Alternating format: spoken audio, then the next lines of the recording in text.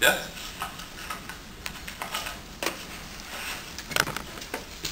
Good morning. Welcome to our new members as well. I generally start my report with sort of the big picture of what's going on at the national level in the economy, and then narrow that down to the implications in Portland as we think about our payroll tax and what the implications are for our revenues, which are the basis of our budget. So with that, I'm going to start today with the national, what's been going on in the national market. February was another month of mixed messages. There was good news. I think we've all seen that. The stock market in early March was actually up over 60% from the low point, which was last March. If you remember a year ago, we were all worried that the financial crisis was going to take down the system. So we've come a long way from there, and that's also good news for our pension funds, because our pension funds have also recovered in part from where they were last year. Nationally, the unemployment rate was unchanged in March and February at 9.7%, but underlying that was a statistic which is good. There were 36,000 jobs lost nationally. Now, it's never good to have job losses, but that compares with the average over the past year of 650,000 jobs lost a month. So it is moving in the right direction. We also saw an increase in temporary workers and hours worked, which is, most economists believe, the first step to a recovery. And there was a surprise uptick in retail sales, and that was despite blizzards and snowstorms in the East Coast and Midwest. So all signs of perhaps a budding recovery. But the situation in employment still remains weak, nationally and here. There are almost 15 million Americans still unemployed, and a particularly bleak statistic is that of those, 4 out of 10 have been looking for work for 6 months or longer. And the economists have a statistic called underemployment, which refers to people who have had their hours cut or are working part-time when they would prefer to be working full-time, and economists estimate that nationally to be almost 17%.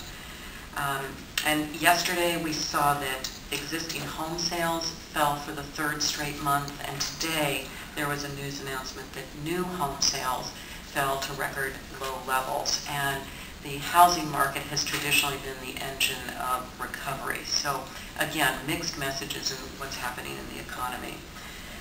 In the Portland region, we got some revised data. Every year, the statisticians revise the employment data and showed that our job losses here earlier in the year and late last year were actually worse than we had thought. We have been talking to you about year-over-year job losses of 57,000 and how dramatic that was. The last recession, it was only about 30,000 jobs lost. The newly revised data shows that our 3 counties at the depth of the recession lost over 65,000 jobs, which is a really staggeringly terrible statistic. The unemployment data and employment data that came out for our 3 counties yesterday, however, does show some relatively positive directional movement. The unemployment rate was lower in all 3 counties. It was close or at the same level as it had been a year ago. So we've seen unemployment rates over 10% in all 3 counties. It's now under 10% in all 3. Clackamas is at 9.9, Multnomah 9.7, Washington at 9.5. Those are still really high numbers, but they're better than they've been. And while it's not good news when 10% of the population is out of work, it's the job losses that we saw last month were about 34,000 compared to 65,000 that we've been seeing monthly in the past. So what does all this mean? The reason we look at all this is what does it mean for our payroll tax collections? And a reminder to the board and for our new members, our tax collections, the data we see always lag a quarter. So the revenues we're receiving now reflect the economic activity of the last quarter of last year. And what we've been seeing is a decline in actual receipts every quarter since this time last year. Right now, we're in the middle of the quarter, so we don't have the full data, but it looks like we're going to be about at the same level as we were at this time last year. Again, the tax rate is higher, so that means we're not, there's no real growth, we're actually a slight real decline, but the directional movement is changing for the better. So I'd now like to turn to the, briefly to the February operating report, which you have in your packet, the blue report. We are now 8 months into our fiscal year, and we're seeing, TriMet's results are seeing a continuation of the results that I've been talking about for the last few months. Our operating revenue remains approximately 6% under where we budgeted last year, and again, this is due to the steeper drop in employment than we had forecasted this time last year. Also, our passenger revenue is lower than budget, as Fred was mentioning, because of fewer people commuting and having money to spend for recreational activities. The operating expenses, which reflect the cuts that we made, the budget reflects the cuts we made last year, but we are fortunately 3% under budget on expenditures as well.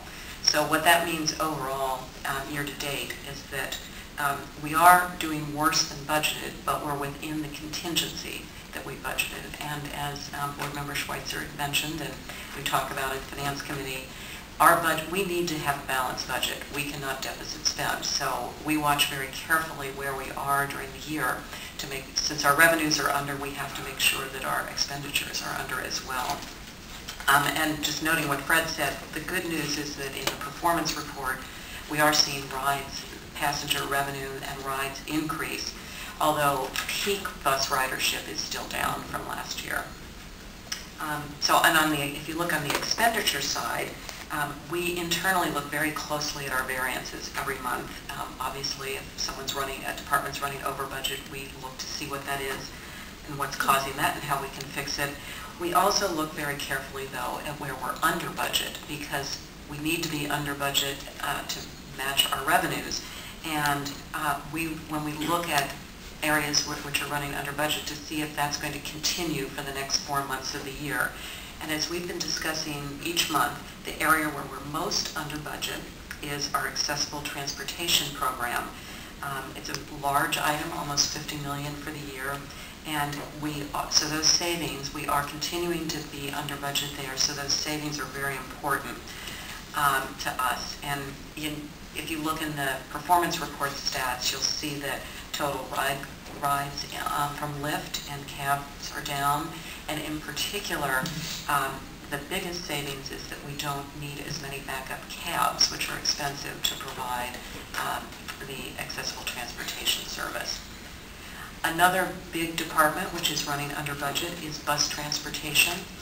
Many components in that, but one of the biggest reasons that we're seeing us be under spending there is that personal injury property damage claims have been less than we budgeted. We self-insure.